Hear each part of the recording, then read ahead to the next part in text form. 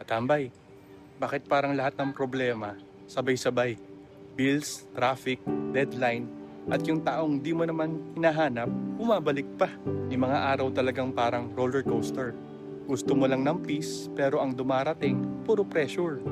Yung phone mo, nag-ring, GC mo, active, pero yung kaluluwa mo, gusto ng mag-do not disturb.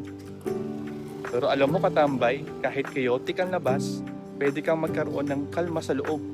Peace is not the absence of problems. It's the presence of God in the middle of it. Naalala mo yung bagyo sa Bible? Habang nasa gitna ng alon si Peter, si Jesus tulog lang. Bakit? Kasi kahit maingay ang bagyo, kalma lang si Lord. At kung kasama mo siya, walang bagyong hindi mo kayang tawirin. Sabi sa John 14:27, "Peace I live with you, my peace I give you." Kaya next time na magpanik ka, pause ka muna. Huminga ka. Sabihin mo, "Lord, ikaw muna." Hindi mo kailangan kontrolin lahat ng gulo. Hawak ni Lord ang lahat.